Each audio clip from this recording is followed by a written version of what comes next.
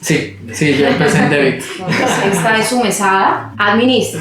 ¿Sí? Ese tipo de decisiones basadas en el miedo a perder La relación con lo financiero también atraviesa ese mundo interno, no es solo lo que nos dicen que hay que hacer. Claro que hay cosas que aprendo en la compañía, con dinero de la compañía, que puedo aplicar en mis finanzas personales, pero lo que parece a veces muy individual también es social. Mi nombre es Capu y te doy la bienvenida a este espacio de sanación y conciencia.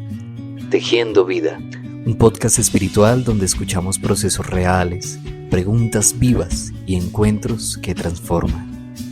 Iniciemos. Bienvenidos y bienvenidas a este capítulo del podcast espiritual Tejiendo Vida. El día de hoy vamos a hablar sobre las finanzas y el desarrollo personal. Así que en esta ocasión me acompañan dos personas muy amadas para mí. Por una parte está mi hermano, está Gabriel Castañeda, que yo le digo Gabo o Gaito de cariño, y está Paola Álvarez o Paito. Pao, pues es la esposa de mi hermano. Ellos como pareja pues han construido toda una relación que personalmente admiro mucho, y pues en su vida personal ellos trabajan en el área financiera. Así que vamos a tener la oportunidad también de dialogar cómo el mundo financiero o la esfera de lo financiero atraviesa también la relación de pareja, y cómo profesionalmente las personas que se dedican a las finanzas pues también nos pueden dar una mirada sobre el dinero, las finanzas con respecto al desarrollo humano. Así que espero que disfruten este capítulo y espero que nos puedan seguir acompañando. Bueno, y pues siempre una forma para iniciar una conversación es recordarles que esto es una conversación abierta. Si ustedes quieren sumar algo más aparte de lo que yo estoy preguntando, siéntanse en la libertad. Y pues yo sé que todos queremos saber un poco sobre ustedes, quiénes son, qué hacen. Me gustaría un poco, para ir rompiendo el hielo y acercarnos un poquito más, ¿cuáles han sido esos primeros recuerdos que ustedes tienen sobre el dinero? De mi parte, recuerdo mucho una anécdota de una amiga cuando decidió darle por primera vez un billete a su hija, ¿no? Entonces ella no sabía ni cómo utilizar eso ni para qué. También porque durante muchos años su lonchera o las cosas que llevaba a la escuela, ella se las entregaba directamente. Entonces ella le dijo, pues si te lo voy a dar, también te voy a explicar el por qué. Creo que esas conversaciones desde la infancia también son muy lindas. Y bueno, a veces también muy dolorosas, ¿no? A veces en torno al dinero hay experiencias o creencias que son muy fuertes. Y pues por ahí va un poco la conversación. Cómo nuestro mundo emocional ha tenido que ver sobre el dinero. Entonces pues vamos a empezar con Paito. Okay. Pau. Gracias, Cap. Bueno, mi nombre es Paola Álvarez, como bien lo dijiste. Trabajo en finanzas, toda mi experiencia profesional ha sido en finanzas. He tenido una relación cercana con este mundo, con esta esfera del dinero desde muy pequeña. Estudié finanzas, entonces digamos que desde muy pequeña también siempre tuve claro que quería estudiar eso y quería enfocarme en eso y ayudar a los demás en un contexto en el que crecí a cómo hacer dinero y cómo hacerlo bien hecho, bien planeado, bien manejado. Actualmente soy vicepresidente financiero de una compañía, el sector privado, entonces todavía sigo en ese contacto bastante cercano con todo este mundo. Uh-huh. ¿Y cuál sería esa primera experiencia o recuerdo que tienes en la mente? Bueno, desde muy pequeña mis papás me dieron la oportunidad de tener ese contacto con el dinero porque son empresarios. Y ellos en la ciudad en la que yo viví, en la que nací, que es Barranca Bermeja, en Santander, ellos tienen todavía de hecho una panadería, y desde muy pequeña estuve rodeada en ese contexto en el cual veía contacto, entonces 1000 de pan, te pago, ¿sí? Entonces siempre veía como esa interacción de qué es eso, el dinero, un intercambio, cómo funciona. Entonces digamos que mi primer contacto con dinero fue esa posibilidad de aprenderlo a través de mis padres. de alguna manera a través de su experiencia. Toda mi familia estaba involucrada con la empresa, entonces mis abuelos trabajaban en la empresa, mis primos trabajaban en la empresa, por supuesto mis papás, y de alguna u otra forma ellos me daban la oportunidad de estar allí en contacto con esa interacción. Entonces yo recuerdo de muy niña un par de veces mi papá, ok, hoy vas a registrar tú. Entonces para mí eso era mi trabajo, la forma en cómo podía ya tener ese contacto yo directamente, y por eso desde muy niña aprendí digamos, a lo que significaba ser organizado con este mundo. Jugábamos muchas veces con mi hermano, nosotros éramos los panaderos y le vendíamos a mis papás, a mis primos. Entonces, de nuevo, desde muy pequeña tuve claro el concepto, tuve, digamos, cercanía a lo que es el mundo del trabajo, sin hacerlo directamente, y a esa retribución por hacer algo o pertenecer a algo que en este caso era un trabajo. Entonces, de nuevo, ese fue mi primer contacto con todo este espacio del dinero y recibir algo a cambio por lo que se llama trabajo, básicamente. Me haces recordar una conferencia que veía hace unos días. Entonces decían, ¿qué tan pertinente es enseñarle a los niños el tema del emprendimiento? Si es o no es, meterlos de una vez al mercado laboral o no. Entonces decían, no, es que no es solo porque lo estemos forzando a que ya tienen que pensar en trabajar, Claro. sino que eso desarrolla muchas habilidades, ¿no? La comunicación, tengo una idea, entonces la voy a compartir, empiezo a entender por qué se dan ciertas interacciones sociales. Entonces es muy lindo porque a veces empieza también así como un juego. ¿De acuerdo? Y ese juego pues también te va dando pues, algo muy importante, ¿no? Que a veces pasa en la educación, que el juego se ve visto como, bueno, pues es solo para que se diviertan y ya, pero en realidad es muy importante en toda la formación. Sí, Pues muchas gracias, Paito, por estar acá. Gracias. Y entonces escuchamos a Gabo. Bueno, un gusto, muchas gracias por la invitación. Hermano de Diego, hijo de nuestros padres, somos solo los dos, esposo de Paola, soy ingeniero industrial de la Universidad Nacional de Colombia y toda mi experiencia laboral en estos 13, 14 años ha sido muy enfocada en temas de apoyo a equipos gerenciales y equipos de ventas desde la parte de control de métricas y de los números, y también he tenido experiencia a nivel financiero en empresas multinacionales, y hoy día estoy precisamente en una empresa a nivel tecnológico apoyando el equipo de venta regional de Latinoamérica. En cuanto a mis primeros, digamos que acercamientos a lo que es el dinero y toda esta parte financiera, si lo queremos llamar de alguna manera, ahora mientras hablaba Pau de su experiencia, recordé que yo empiezo a estudiar muy pequeño y a la edad de 4 años, en esa época era kinder, no sé cómo se ve hoy día. El tema es, el último día del año, mis papás van a recogerme y el señor que vende los helados afuera del colegio llama a mi papá y le dice: don José, es que su niño tiene una deuda acá. Mi papá: ¿cómo así que una deuda ahí? El niño y con usted. Entonces resulta que yo lo veía muy fácil, me hice amigo del señor y le sacaba fiados, como en préstamo, helados para mí y para mis compañeros. Y el señor me tenía anotado. Entonces, de hecho nunca lo hemos hablado con mis papás si fue consciente del tema, pero después ya ellos empezaron, ven, esto no funciona de esta manera. Mis papás toda su vida han trabajado con artes gráficas en cuanto a material POP, de impresión, publicidad, etc. Y para la época de nuestra niñez, ellos trabajaban con una empresa para la cual imprimían unos stickers en material adhesivo, pero digamos que era un poco engorroso el sacar solo la parte que necesitaban para que las operarias pudieran pegarlo en el producto. Entonces mi papá les ofreció a los clientes la posibilidad de enviar solo, digamos que la partecita que necesitaban. Entonces nos contrataba a nosotros durante nuestras vacaciones y hagan, no sé, una idea, año 92, 94 más o menos, nosotros descartonábamos, ese era el término que usábamos, quitarle todo ese material que era basura, que sobraba, con cuidado obviamente de no ir a romper el material, ya el producto final, y ese adhesivo lo empezamos a enrollar y más, y por cada cartoncito de eso nos pagaban 10 pesos.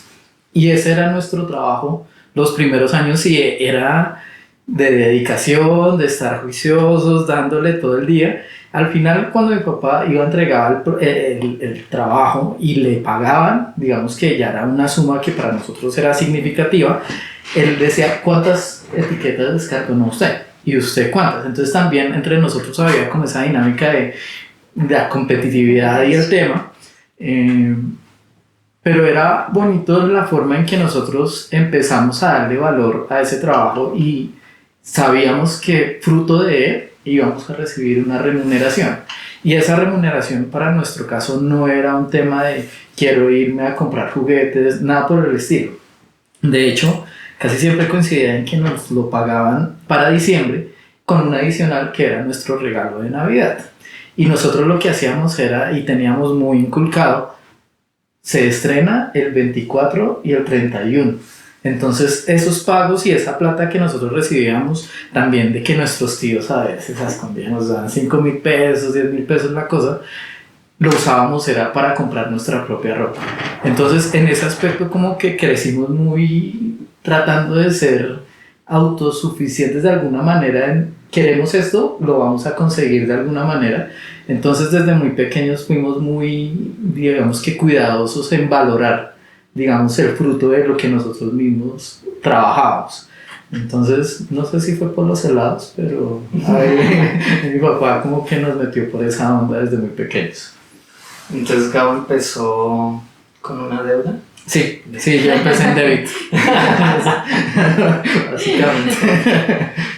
Y también me parece muy curioso, y yo supongo que a muchas personas les ha ocurrido esto, que crecemos en la misma familia, pero igual no tenemos como la misma forma de ver el dinero, ¿no? Entonces es curioso porque son los mismos papás, las mismas experiencias, pero ¿qué pasó? Y yo creo que eso también es algo que a veces nos preguntamos algunos, y eso es algo muy también íntimo, ¿no? La relación con lo financiero también atraviesa ese mundo interno, no es solo lo que nos dicen que hay que hacer. Entonces pues la idea también es hablar un poco de eso y pues pedirles que recuerden algunos momentos de cambio, de quiebre, de transformación, porque pues también algunas personas nos estarán escuchando y han tenido esos momentos o anhelan esos momentos. Entonces quisieran encontrar un cambio en su parte financiera y quisiera preguntarles para ustedes cuáles fueron o cuál fue ese momento crucial que ustedes dicen esto fue un antes y un después y pues todo lo que ustedes aprendieron, todo lo que eso implicó, ¿no? En sus vidas. Entonces, Pau, ¿qué nos quisieras contar? Bueno, en mi experiencia personal hubo un hito muy puntual, digamos, en mi vida y fue el momento en el que decidí venirme a vivir a Bogotá. Recuerdo esa decisión con mucho cariño también porque fue no solamente, como mencionas, un tema, digamos, muy mío, muy personal, en el que tenía muchas metas o, bueno, en su momento le apuntaba a venirme acá, posibilidades, salir de la provincia, ¿sabes? Y venir a la capital a aprender cosas y demás. Fue también un hito desde el punto de vista económico-financiero porque representaba, primero, salir de mi casa en donde pues todo era, digamos, planeado por mis papás desde el punto de vista económico. Entonces pues yo no tenía un trabajo, por supuesto estaba en el colegio, entonces pues nunca pues tuve la necesidad de emprender, digamos, un trabajo y demás estando en el colegio. Entonces venirme a Bogotá y salir de esa, digamos, zona de confort o lo que era mi vida normal, pues definitivamente fue un hito personal. Y desde el punto, lo menciono porque desde el punto de vista financiero, económico, de mi contacto con el dinero, representó por supuesto un cambio completo. Entonces, Esta es su mesada, administren, ¿sí? Creo que más de uno acá hemos tenido la posibilidad de vivir ese momento. Y en mi caso muy muy personal fue ese primer momento en el que te enfrentas a hacerte cargo de lo que gastas y empezar a hacer un balance entre lo que recibes, que en este momento seguía siendo fuente de mis padres, que les mando un saludo. Suscríbanse. Campanita, campanita. Entonces, claro, que seguían siendo mis padres, pero ahora de alguna manera yo tenía que tener un control, un plan, llamémoslo, digamos, un mapa de, ok, mensualmente tengo que separar para esto, separar para esto. Entonces fue mi primer contacto, un poco grande, la verdad, cerca de 17 años tenía, 16, 17 años, pero pues fue un primer contacto que para mí representó un hito muy, muy importante en mi vida. Entonces, ese primer acercamiento a planificar qué hacer con el dinero, cómo repartirlo, cómo ahorrar también. Entonces, sale ese primer concepto de, ok, ¿qué es eso? ¿Cómo ahorras? ¿Qué significa? ¿Para qué? De tener un propósito en función a eso. Y pues para mí era cómo ahorro para que el día, el fin del semestre pudiera irme otra vez para mi casa, pudiera salir corriendo para allá. Y bueno, de nuevo, todo en torno a ese nuevo movimiento de cambiar de ciudad, de cambiar de amistades, del control, digamos, de mis gastos y bueno, digamos que ese fue para mí un hito muy, muy importante en ese sentido. Sí, y hay muchas personas que lo viven también por un proceso de desplazamiento, de migración, de tener que llegar a otro lugar, a otro territorio, ¿no? Entonces es conocer la dinámica económica del lugar, son otros precios, por ejemplo en Barranca seguramente algunas cosas de la alimentación son diferentes. Sí. Y yo siento que eso también te va abriendo la mente, te va abriendo el panorama. Y pues lo que tú dices, el dinero de papás, bueno, yo empiezo a administrarlo, pero también me empiezo a preguntar por mi dinero poco a poco, ¿no? Entonces, pues eso es una de las cosas muy bonitas que se agradece mucho, y es cuando podemos reconocer cómo esa historia económica también es una historia familiar. ¿Sí? Por supuesto. Y al final decir, bueno, gracias por todo lo que me han brindado y yo quiero aportar o dar el siguiente paso. Y si dar ese siguiente paso a veces es también, bueno, yo quiero manejar el dinero diferente a como ustedes me han dicho, pues también es muy válido, ¿no? Claro. Entonces, pues bueno, algunas personas, seguramente jóvenes, están en ese tránsito y me parece muy lindo también esos testimonios, porque son testimonios de confianza, ¿no? Y de hacerse cargo de muchas cosas en la vida. Y Gabo, ¿qué quieres compartir?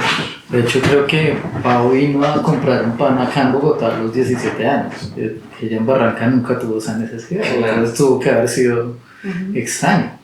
En mi caso, digamos que el punto de quiebre que yo puedo tener presente en este momento es, para la misma edad, más o menos, yo me gradué a los 15 años del colegio.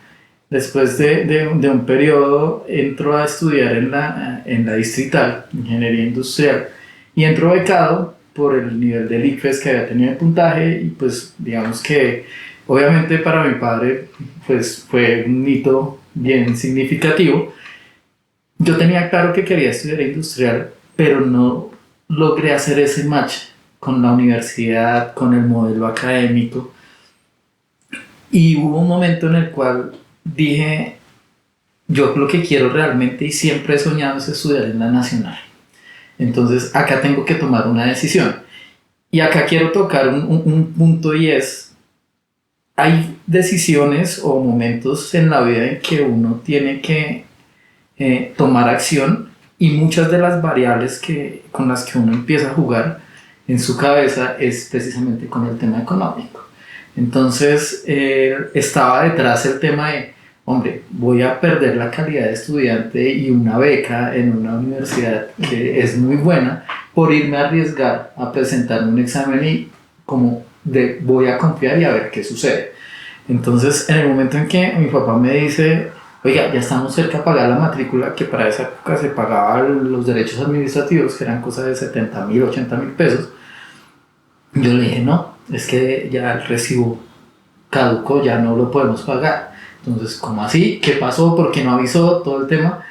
Entonces yo le expreso mi decisión, yo quiero retirarme, porque en ese momento había algo que no permitía que yo, siendo estudiante activo de la distrital, me pudiera presentar a la nacional. Entonces tomo la decisión, digamos que muy mía, y eso es un choque, digamos que durísimo para mi papá, sobre todo por la parte económica, porque nosotros no teníamos la posibilidad en ese momento de poder acceder a una educación privada, ¿sí? Y era más un tema de mérito de busquemos de qué manera. De hecho, cuando me gradué, yo lo primero que hago es entrar al SENA, hacer un técnico, buscando algo, digamos que medianamente enfocado, similar a lo que quería hacer, que era industrial. Entonces me meto un poco por la parte de mercadeo. eh, pero el punto al que voy es, para mi papá, digamos que ese concepto del dinero y de valorarlo hizo como que chocara mucho con mi decisión, y por el contrario, mi decisión no fue basada en ese miedo a voy a perder una beca, sino en un querer realmente. Entonces, ese tipo de decisiones basadas en el miedo a perder o a no tengo el dinero o no a tener la suficiencia, creo que es algo de lo que más nos cuesta cuando hablamos de tomar decisiones enfocadas o relacionadas con la plata, con el dinero. Entonces, creo que ese es el punto que más puedo resaltar así como punto de quiebre. Y después salió Diego diciendo, él pasa a la nacional a estudiar industrial, yo al tiempo paso a la nacional a industrial, mi papá saltando en una pata, feliz de que sus dos hijos estaban en la nacional, y al poco tiempo Diego dice, no, lo mío no es industrial, yo me tengo que retirar, lo mío es psicología. Otra vez el tema de qué es lo que están haciendo. Entonces creo que hay cosas que van trascendiendo mucho más de lo económico y de lo financiero. Y son decisiones de vida que al final, cuando uno se pone a ver en retrospectiva, se tienen que tomar así, porque valen la pena, y hay muchas otras cosas que pesan mucho más. Sí, yo supongo que mi papá tuvo que sufrir un poco. En mi caso, por ejemplo, fue una decisión que yo siento que fue por falta de asesoría pedagógica. O sea, en la escuela o en ningún lugar como que yo tuve una asesoría para escoger bien la profesión. Y eso después me trajo pues consecuencias, ¿no? De entrar a una carrera, tener que retirarme y volver a entrar. Pero a la mayoría también nos pasa con otros temas. O sea, esa falta de educación para tomar decisiones nos ocurre. Y también saber leer la situación. Entonces, claro, no es lo mismo una familia, una persona que pueda pagar una educación privada, una educación pública, que tiene 2, 3 hijos, 5, tiene que mirar opciones, alternativas. Y yo siento que ahí entra algo que dice Gabo también, y es el tema algunos le llaman la psicología de la carencia o de la abundancia. Entonces, desde la psicología de la carencia también se incluye lo económico, y cuando tú te sientes muy corto en posibilidades, pues tomar un riesgo es más difícil. Cuando económicamente están todos esos riesgos, tú dices, no sé si dar el paso o no. Y a veces, pues sí, se resalta mucho a las personas que lo intentaron, pero también hay casos de personas que lo intentaron y no lo lograron, ¿no? O pues tuvieron un fracaso y luego tuvieron que volver a corregir, etcétera, etcétera. Y son cosas que nos ocurren a todos, son decisiones complejas. Y a veces, y antes de hacer la siguiente pregunta me gustaría comentar esto, lo que parece a veces muy individual también es social. Entonces yo he tenido amigos que se han castigado mucho, por ejemplo, porque no lograron entrar a una universidad pública. Y dicen, no, es que seguramente yo soy bruto, o es que me falta, o es que yo no sé qué. Pero a veces también es un tema social, ¿no? Entonces el acceso a la educación debería ser mucho más, una cobertura más alta. La preparación escolar también debería tener otros componentes. O sea, no es solo un asunto como es que debe haber algo malo en mí. No, pues hay muchos factores que a veces no vemos. Y eso también me parece importante comprenderlo económicamente. Porque entiendo yo, aunque yo no soy economista, pues que la economía en realidad también es una ciencia social en la medida en que entiende todas esas condiciones sociales que atraviesan cualquier evento que parece muy personal, muy personal, siempre hay algo social ahí de fondo. Y entonces, pues me gustaría preguntarles, ustedes desde su profesión, desde lo que hacen actualmente, ¿cómo sienten que eso les ha ayudado a su vida personal? Entonces lo que hacen en la empresa, lo que hacen con sus equipos y con todo lo que están trabajando, ¿eso ha llegado a ayudarles en sus finanzas personales o no necesariamente, ¿no? Yo tenía el imaginario antes de que cualquier persona que estudiara finanzas pues sabía cómo resolver su vida financiera. Luego me di cuenta que eso no necesariamente era así. Entonces yo decía, ¿pero qué pasa? O sea, si entienden cómo funciona, ¿por qué no lo logran? Y creo que es una pregunta que a veces nos podemos hacer, ¿no? Entonces, ¿tú cómo lo sientes, Juan? Bueno, sin duda, el hecho de haber estudiado esta carrera y trabajar hoy día en finanzas, por supuesto que influye en la manera en cómo manejo mis propias finanzas. Sin embargo, es un mundo completamente diferente porque en las finanzas personales tienes muchos más intereses, por supuesto subjetivos, por supuesto otros factores como hablabas ahorita, por supuesto otro montón de variables que, digamos, no tienes un único objetivo como sí lo tiene una empresa, ¿sí? Entonces, en una empresa el objetivo final es maximizar el valor de ella misma o rentabilizar, no puedes perder plata. En la vida personal hay un montón de otras variables que por supuesto influyen allí. Entonces, claro que una cosa complementa a la otra. Claro que hay cosas que aprendo en la compañía con dinero de la compañía que puedo aplicar en mis finanzas personales, pero son dos formas muy diferentes de aplicar las finanzas. Lo que sí, sin duda, es algo que yo he podido replicar de mi trabajo hacia mi vida personal, es la estructura, ¿sí? El plan. Y eso también tiene que ver mucho con la persona, tiene que ver mucho con mi personalidad. Entonces a mí me gusta tener un plan de acción para las cosas. Si recibo, no sé, un bono, si recibo mi salario, pues tengo una serie de estructura de, ok, voy a ahorrar tanto, tanto va a ir para este gasto, tanto otro se va a quedar allí en la cuenta, tanto otro lo voy a destinar a una inversión, que es un poco parecido a lo que hoy día hacen las compañías o bueno, a la naturaleza normal de las empresas. Entonces, en eso sí creo yo que una cosa se relaciona mucho con la otra, y es que el hecho de trabajar en esto y trabajar para una compañía te da estructura en tu vida personal, ¿sí? Esa estructura es clave para que hoy en día, digamos, pues tengamos de alguna manera alguna estabilidad económica o financiera como pareja, como familia, pero siempre es apuntándole a ese objetivo, ¿sí? Entonces diría, digamos, para ser bien concreta, que se trata de esa estructura. La estructura que te da una compañía es algo que puedes replicar en tu vida personal. Muy bien. Dentro de la formación que yo ofrezco, a veces hablamos de que el mundo financiero se puede alimentar tanto del corazón como de la estrategia. Porque nos pasa mucho que muchas personas tomamos decisiones económicas desde lo emocional exclusivamente, ¿no? De hecho, en espacios de consultas he escuchado varias veces a alguien que dice, es que yo me acostumbré que cada vez que me entraba dinero, pues le ayudaba a esta persona, luego a esta, y ya luego me sentía comprometida, casi obligada a seguirles ayudando. Entonces era una decisión emocional que después a mí o sea, no pude invertir en nada, no pude encontrar otros planes. Y a veces nos sentimos culpables por no tomar las decisiones exclusivamente desde el corazón. Entonces lo que tú dices es que se necesita orden, estrategia, un plan, una proyección.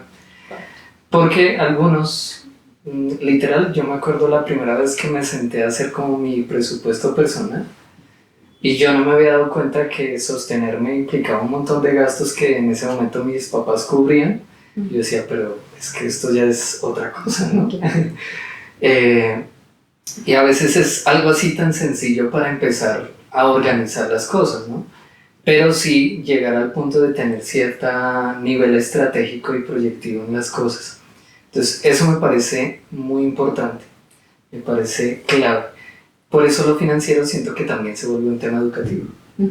Hay que seguirse formando constantemente. Pues como no, yo vi un capítulo de un podcast y ya. Bueno, ¿y cómo lo vas a complementar? También es la invitación. Es muy dinámico. Este mundo económico financiero es un tema muy dinámico que depende mucho del contexto en el que estás. Y volvemos al contexto, a las condiciones, a las variables que mencionabas ahora. Lo que te funcionó hace 5 años puede que no te funcione hoy desde ese punto de vista. Una inversión que hace 5 años de repente lucía como el boom financiero, hoy día puede que no funcione. Entonces es algo que constantemente hay que investigar, hay que estudiar, justamente porque es demasiado, es un ser vivo allí que se modifica mucho y que depende de muchos factores. Exacto. Está linda esa imagen de que es algo vivo, ¿no? Sí, sí, sí. Muy bien. Y En mi caso, digamos que por eso hemos logrado hacer como ese match con Pau, porque también a nivel académico y personal he sido o he intentado ser muy estructurado en cuanto a qué recibo, qué gasto, en qué destino, ¿sí? lo que recibo, lo que tengo. Entonces siempre he sido de mantener un Excel. Y no por nada nuestra vida está detrás de un Excel desde hace mucho tiempo. Pero sí, definitivamente las finanzas de una compañía y lo que hacemos en el día a día difiere por completo de lo que nosotros hacemos en nuestro día a día. De hecho, en algún momento yo decía, ¿cómo logramos hablar como si fuese nada de $100 millones, $200 millones de la compañía? Y ya como que lo normalizamos, ¿sí? Cuando uno se para un poquito ahí al borde de la piscina y dice como, uy, esto no son cualquier peso de los que yo estoy hablando y que estoy reportando. Entonces, pero cuando uno ya habla de su dinero, de su capital, su patrimonio, digamos que ya no está tan normalizado el tema en muchas ocasiones. Entonces es interesante el tema. Hay muchas cosas que se manejan desde este punto de vista financiero y digamos que de corporativo en una compañía, y es algo que creo que en el día a día tenemos muy presente, y es la distribución, ¿sí? Y el cómo, digamos que divides, porque acá al final tenemos 2 ingresos, pero eventualmente alguno de los dos puede que no tenga o los ingresos o el mismo nivel, que ya nos ha sucedido. Entonces ahí empiezan a jugar muchos temas que vienen desde la emoción, desde el ego, desde la incapacidad misma de no voy a poder proveer o estar en la misma, digamos que barca a nivel, digamos que proporcional, y zafarse un poco de ese racional y decir como, venga, acá estamos construyendo algo juntos, y si tú tienes más estabilidad y más capacidad, no está mal que tú jales un poquito el barco durante este tiempo, y ya después eventualmente lo podremos hacer entre los dos, o yo voy a estar jalando más. Entonces, jugar sin digamos que sin esa distorsión como del ego y tan emocional es bien importante, pero mientras se pueda, nosotros somos muy 50-50 en lo que podamos. Si yo puedo más y quiero hacerlo más, vamos a hacerle, pero yo tengo, digamos que claro hasta dónde puedo ir, Pau también lo tiene claro, y ahí vamos construyendo. Y también sabiendo priorizar, como decía Pau, viendo qué tipo de vehículos hay para poder hacer ese tipo de inversiones, porque hoy día, por ejemplo, se habla mucho de las criptomonedas, del Bitcoin. Eso es algo que hace 5 años quizás para nosotros era totalmente desconocido, hoy día no, ¿sí? Y hacer ese tipo de inversiones también es un tema de educación financiera. Entonces, más allá de que nosotros trabajemos en esto, hemos tomado talleres, por ejemplo, con la gente de finanzas personales. Desde hace un año empezaron un tema muy interesante en Los Andes, que es un festival de 2 días, la Monicon, que es enfocada a proporcionar charlas de carácter de inversión financieras, de ahorro, de todo este tipo de vehículos, de criptos, ETFs, lo que sea, inmobiliarios, para que personas naturales también crezcamos en ese, digamos que, ámbito, porque eso no está, digamos que, en un sistema académico no está bien aterrizado. Entonces nosotros también nos digamos que nos nutrimos de ese tipo de información y tratamos de estar un poco en el día a día de en qué podemos hacer, cómo lo podemos hacer, que es otra cosa, ¿no? El buscar las herramientas y el saberlas usar. Uno empieza a tener ese tipo de vehículos en la medida de lo posible y vuelve el tema de la racionalidad y la emoción, porque uno ve que el mercado sube, baja y uno dice, pucha, metí $1,000 y ahorita son 500, ¿qué pasó? O sea, y uno dice, vendo ya. No, o sea, es entender también cuál es mi nivel de riesgo, a qué tiempo, qué espacio de horizonte de tiempo necesito o puedo tener esa inversión ahí, porque si no, eventualmente lo que va a terminar sucediendo es que voy a perder el dinero de cualquiera de otra manera. Entonces, todo ese tipo de variables son de construcción continua y al final nosotros somos pareja, somos familia, pero somos socios también en nuestro día a día. Puede que muchas personas escuchen muchos conceptos y digan pues, que eso es muy difícil, o sea, eso es tan complejo que algunos dicen, ay, qué pereza, yo no quiero meterme en esos temas porque son tan enredados, en fin. Pero yo siento que es como cualquier otro tema, al principio te vas a sentir sí o sí incómodo porque no los entiendes, pero no es que no estén disponibles para ti. Simplemente hay que hacer todo un paso a paso también educativo, saberse asesorar y llegar poco a poco, ¿no?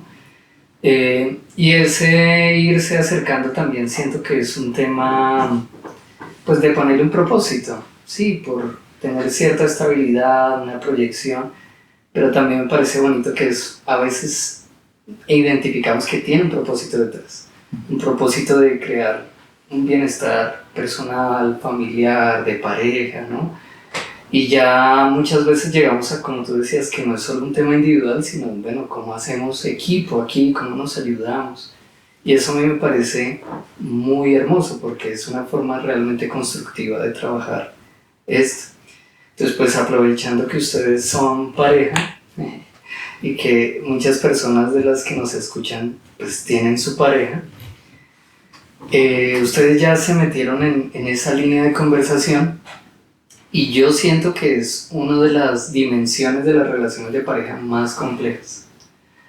En ocasiones hay mucha desconfianza financiera en las parejas, ¿no? Como, bueno, yo manejo mi plata, usted no se meta acá y yo miro a ver cómo le hago. O yo respondo con esto, usted haga su parte, pero no es porque lleguen a un acuerdo, sino es como, esta es mi línea y aquí no se meta, ¿sí? Casi que a veces no se dice explícitamente, a veces sí, pero tiene ese aire de competencia, un poco de envidia, ¿no?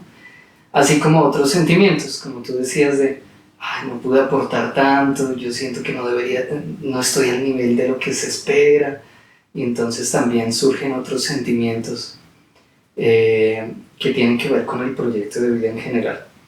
Entonces me gustaría que nos compartieran ustedes como pareja de qué se han dado cuenta, qué les ha servido para trabajar mejor, de repente en qué momento también superaron algo que les ayudó a organizar las cosas y un poco pues también para darles alguna invitación a las personas y decirles, miren, por aquí se puede trabajar muy bien, esto inténtenlo como sugerencia porque les podría funcionar en su vida financiera como pareja.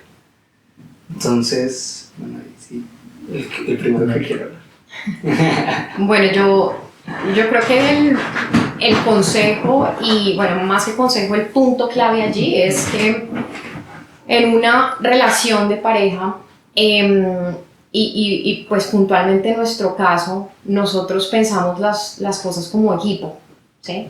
Entonces estamos juntos en el objetivo, juntos en esto. Plantearse objetivos te ayuda a esa estructura que hablamos un poco más temprano, ¿sí? Plantear un objetivo te ayuda a pensar en cuánto necesitas ahorrar, a poner periodos de alcanzar cierto objetivo, ¿no? Entonces, tener claro qué buscan como pareja es importantísimo para saber qué uso se le va a dar al dinero, cuánto es el aporte, cómo va a ser ese aporte, en dónde ponen, en qué cajita, si lo ponen en ahorro, si la ponen en inversión, si la ponen en gasto, en qué cajita vas a clasificar el dinero que entra. En nuestro caso particular, nosotros desde que nos casamos decidimos que vamos 50-50, casi eso significa, en otras palabras, vamos juntos en el plan que tengamos juntos, ¿sí? Nosotros desde hace, incluso antes de casarnos, nos sentábamos a hablar en dónde queremos vivir, a dónde queremos ir, a qué objetivo queremos apuntar. Y en función a eso hemos construido nuestras finanzas personales, nuestras finanzas como pareja. Entonces, para mí es muy clave, o lo que yo recomiendo es ese establecimiento de ese objetivo, ¿sí? Entonces, si es una casa, si es un carro, si es un viaje, ok, los dos vamos en ese mismo barco, los dos vamos en esa misma idea, y sobre todo transparencia en esto. Entonces, si yo tengo un ajuste en mi compensación, o si tuve una promoción dentro de mi trabajo, mi esposo sabe completamente de eso, y no significa que no haya un tema de privacidad o ese tipo de cosas, sino que nosotros desde el principio de nuestra relación siempre sostuvimos que este tipo de temas son temas completamente abiertos entre nosotros dos, son un tema de equipo, ¿sí? Así que digamos que en eso nos hemos movido en los últimos más de 10 años juntos, y se hace mucho más fuerte cuando ya empezamos a hablar de proyectos como pareja, ¿no? De ese proyecto de vida que nos tiene pues hoy como pareja. Entonces el objetivo es súper clave, establecerlo, y que obviamente los dos o pues la pareja pues lo tengan claro, ¿no? Y le estén apuntando a lo mismo. Para mí eso es fundamental. De hecho, hay estadísticas que hablan de que la mayor causa digamos que de divorcios y de problemas entre parejas está asociada al dinero, y esto no es gratis. Digamos que en torno al dinero se giran muchas cosas, emocionales, racionales, y yo creo que en cuanto a mi experiencia con Pau durante estos ya más de 10 años, ella, por su mismo foco de tener una meta, o sea, no tiene que ser a largo plazo, pero sí, oye, queremos hacer esto en el lapso de 1 o 2 años, ok, lo hablamos ya, o sea, hasta ahí fue, pero Pau necesita tener ese punto claro a mediano plazo, y eso está bien. Digamos que si no tenemos claro hacia dónde vamos, pues cualquier ruta nos sirve. Entonces, en este aspecto, Pau me ha inculcado mucho el tema de, ven, vamos hacia esto, porque, a ver, hay decisiones que uno a veces toma basadas en la escasez o en el miedo a. Entonces, si en algún momento la pareja te dice a ti como, oye, yo quiero irme de viaje, o la luna de miel yo la quiero para tal lado y demás, y tú solo lo estás pensando como, uy, pero el dinero no nos va a alcanzar, y como no tenemos el nivel salarial, y eso es restringirnos en el día a día, en las comidas, en los planes, etc. Eso empieza a permear y a coger una fuerza que no queremos. Y no es un tema tampoco de, entonces paso tarjeta y a lo que marca. No, ¿sí? Es un tema de también actuar desde la confianza y decir, quiero esto, voy por eso, y cambiarle un poco el rumbo a la decisión y decir, quiero esto y voy con esto, y no como, uy, no, espere. Eso no, porque eso de una ya le pone una barrera al dinero mismo, porque el dinero creo que tiene hasta su propia energía, ¿sí? Y en la medida que a él no le importa si es buena o mala, simplemente es energía. Entonces depende de uno mismo qué foco le quiera dar al tema. Nosotros, como dice Pau, pues siempre hemos sido como 50-50, pero yo tuve en algún momento la necesidad o la incapacidad de decir, puedo proporcionar de la misma manera, no hay lío, o sea, y no es un tema después de te voy a echar en cara, ¿no? Simplemente sin ni siquiera hablarlo a veces. Como yo puedo más, voy con un poco más mínimo y ahí vamos. Y realmente es vernos como coequiperos. Yo creo que esa es la palabra. Sí, hay un tema que también me parece interesante, y lo hablamos mucho en nuestra relación, y es una recomendación para todos, porque nosotros de hecho tenemos una expresión que es, hay que ir al Excel, hay que echar el número. Porque muchas veces nos limitamos y decimos, ok, no, con lo que creo que tengo, no puedo hacer este objetivo, no puedo irme de viaje. Vaya al Excel y eche números, claro. Sí, o así sea en un cuaderno, plantee su bendito flujo de caja, póngalo mensual, miren qué se está gastando las cosas. Es lo que de nuevo hablábamos hace un rato, o sea, plan, estructura, darle sentido común. Es sencillo, no es tan complejo como no es una ciencia de la NASA, ¿no? Póngalo en un cuaderno, si quiere cuadriculado, y ponga los meses y ponga lo que se gasta y organice sus finanzas, ¿no? Muchas veces nosotros, no sé, cuando hemos tenido la oportunidad de hacer alguna inversión, vamos y echamos números y de repente sí podemos. Y al principio decíamos, no es posible, no podemos lograrlo, no lo vamos a poder hacer. O en otras ocasiones definitivamente no da, ¿sí? No hay forma. Claro. Pero estructurar eso, claro, ayuda mucho a aclarar digamos, el panorama de los números en general. Porque a veces son confusos. Pero hablan por sí solos también, cuando uno los pone dentro de una hoja e intenta verlos, hablan ellos solitos. Entonces, esa es la magia. Y es digamos, leerlos con un punto de vista, digamos que muy tranquilo y muy objetivo. Que, por ejemplo, el año pasado que hicimos el taller en la Monicón, el ejercicio que hicimos esa misma noche fue como, venga, ¿usted dónde se ve en 20 años? Entonces recuerdo mucho la conversación, Pau, fue como, yo espero no estar trabajando. O sea, ya quiero tener algo económicamente estable digamos que me dé a mí la tranquilidad de poder o no trabajar y disfrutar, digamos que una vida sin restricciones de tengo que limitarme en esto, no, sino tengo con qué vivir establemente y digamos que con la comodidad que puedo tener hoy día, puedo tener mis hijos y bueno, digamos que listo, si quieres esto en 20 años, ¿qué más cosas en todas las dimensiones de tu vida quieres en esos 20 años? Entonces, quiero 2 hijos, ok. ¿Qué implican esos 2 hijos? Una universidad, un estudio, un tema de vestido, muchas cosas. ¿Qué más quieres? No, pues quisiera tener quizás un inmueble, un apartamento más grande. ¿Qué más quieres? O sea, y para eso es el papel, el Excel lo aguanta todo, el papel también. Entonces, era un tema de ¿cuál es tu tablero de deseos? ¿Cómo lo ves? Y empieza a hacerle un funnel y aterrizarlo de cuánto suma todo eso y qué tienes que hacer para llegar allá.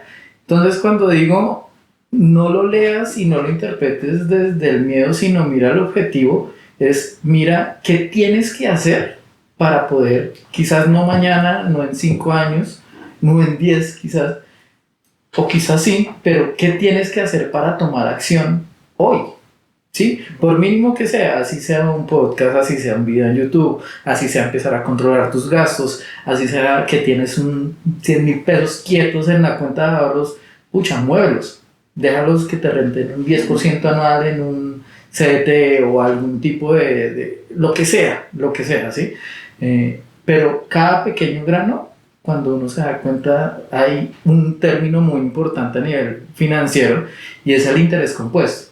El interés compuesto tiene una variable muy importante y es el tiempo, ¿sí? Esos 100,000 pesos en el transcurso de 10 años es acumulativo. En un año son 110,000, al siguiente ya son 111,000, ¿sí? O sea, esto empieza, 121,000, empieza a multiplicarse y lo que sucede en algún momento es que tú dices, pucha, ¿por qué no invertí antes? ¿Por qué no aproveché de antes?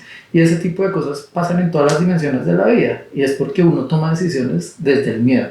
Entonces eso es bien, bien importante, como no actuar desde esa base.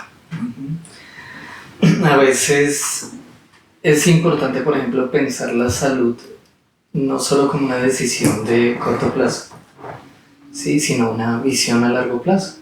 O sea, yo me tomo un medicamento y ya no me duele, pues ya estoy bien. No, pues a largo plazo hay que cuidarse, ciertos hábitos, una proyección, aunque eso empiece por una pequeña acción cotidiana.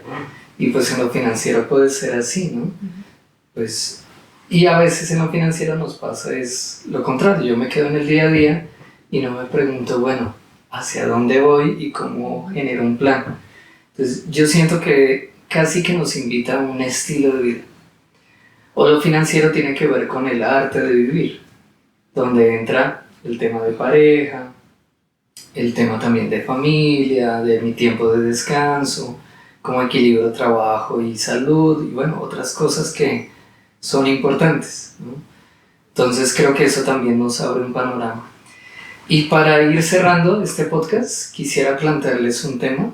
La pregunta directamente es, ¿ustedes qué sienten que nos ayuda más a nivel interno como a atraer la abundancia en la vida? Porque desde esta perspectiva espiritual usualmente relacionamos también el dinero con algo más amplio que es la abundancia. Entonces, claro, yo no solo quiero tener dinero, sino tener abundancia, y eso no implica solo un flujo de caja y que haya ciertos temas materiales, sino también que haya abundancia emocional, de gratitud, de buenas relaciones, de salud, de paz interna, ¿no?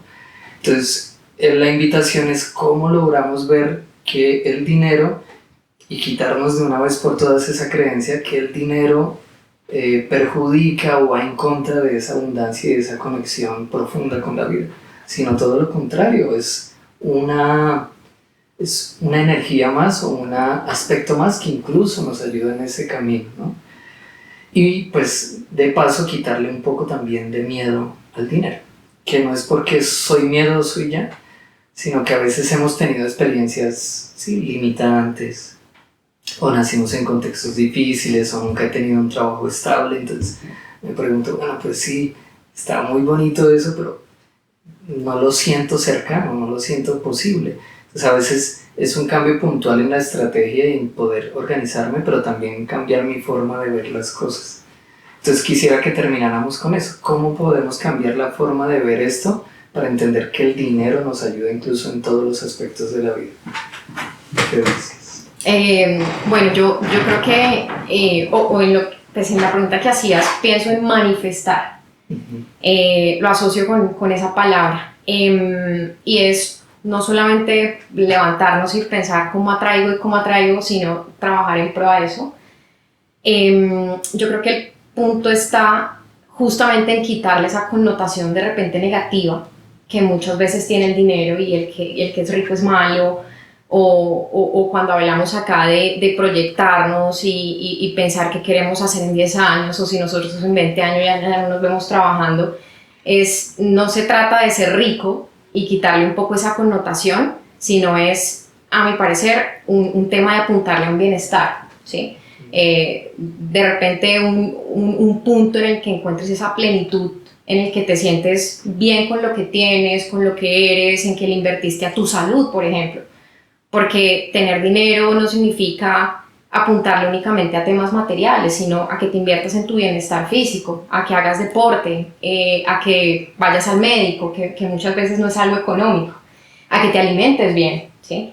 Entonces yo creo que todo es un tema de cómo manifiestas las cosas, y definitivamente que todo lo que hagas y todo lo que recibas lo enfoques en eso, ¿no? En ese propósito que hablábamos más temprano, en un propósito de bienestar, no de riqueza material o financiera per se, sino más bien en un tema de plenitud y bienestar financiero, físico, emocional, como persona, digamos, digna, ¿no? Completa. Yo lo veo más como hacia ese punto. Bien, te apoyo. Y es que, de hecho, en ese mismo sentido, el dinero al final no es la meta, es simplemente el vehículo, ¿sí? Entonces, en la medida que uno realmente esté enfocado en eso que quiere conseguir a través del dinero, realmente todo empieza a confabularse y a coger realmente un tema de forma, ¿sí? Y es pensar un poco también desde el merecimiento y desde el qué requiero para. Entonces, como dice Pau, pues si yo estoy un poco predispuesto y diciendo, es que la gente que tiene el dinero, es que pues no, o sea, tú ya inconscientemente lo estás rechazando y estás generando esa barrera. No, o sea, tú al final quieres o no eso para tu vida, ¿sí? ¿Quieres estar de viaje? ¿Quieres conseguir cosas? Muévete en pro de ello, ¿sí? Y es lo que menciona Pau, es también un tema del día a día. Si tú quieres una vida de X, Y, Z manera, actúa desde ya con las pequeñas cosas, por muy pequeñas que sean, del cómo te vistes, del cómo caminas, del cómo respiras, del cómo te expresas. O sea, son cosas muy básicas, pero el tema del interés compuesto juega también en ello, ¿sí? Si tú haces ejercicio un día a la semana, bien, good for you, o sea, es válido. Si lo haces 2 días a la semana, ya es otro tema, pero si empiezas a volver ciertas rutinas constantes, eso es un motor, y a la hora que él empieza a andar, incluso te va a empujar, y es válido que un día digas como, hoy quiero descansar, no me quiero levantar, pero el motor ya va a estar andando de una manera en que va a llevarte a seguir, entonces no quiere decir que nosotros no lo sepamos todas y vayamos en ese motor ya andando, pero llevamos, digamos que una rutina que de alguna u otra manera nos ha ayudado a ir formándonos y seguimos aprendiendo, y esa es la invitación.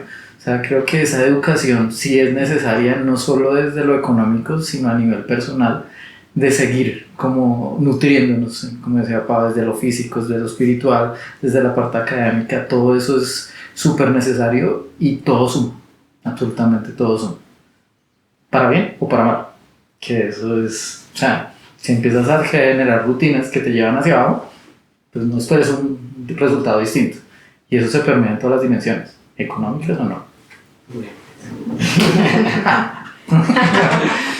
Pues para ir cerrando, también cuando les estaba escuchando me hacía pensar que ese dinero que entra también podemos prever que puede servir a otros. Y lo digo porque yo los he visto a ustedes ayudar a otras personas también económicamente. Y eso es algo muy lindo que a mí en lo personal espiritualmente sé, y he escuchado a algunas personas que sienten que eso es contradictorio, ¿no? Como, pues yo me voy dando cuenta que incluso entre más tengo dinero, incluso puedo ayudar más a otras personas, ¿por qué no? Entonces ya no se me vuelve la excusa de, pues yo para qué voy a ser rico si eso se va a volver un obstáculo o cosas por el estilo, pero no, es tener la posibilidad incluso de poder servir, de poder tener gestos de apoyo y de amor a través de las fuentes económicas. Y eso me parece hermosísimo. Así que, pues de hecho, gracias por la conversación y gracias por lo que ustedes les están dejando a las personas que nos van a escuchar.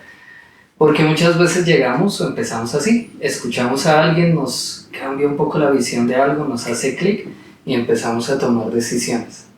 Puede que a veces después nos recordemos, yo lo escuché en algún lado, pero si eso va dejando semillas, pues también es muy lindo. Entonces, pues muchísimas gracias por acompañarnos, por acompañarme. Estuvo muy bonito, fluyó la conversación muy bien. Y nada, pues espero también que las personas nos puedan seguir escuchando. Y pues recuerden que la idea es que una vez al mes podamos publicar un capítulo del podcast para que ustedes lo puedan seguir. Y la idea es que con el tiempo pues también generemos otro contenido que les pueda ayudar a las personas. Así que pues muchísimas gracias. No, a ti por la invitación. Muchas gracias. Y nos vemos en la próxima.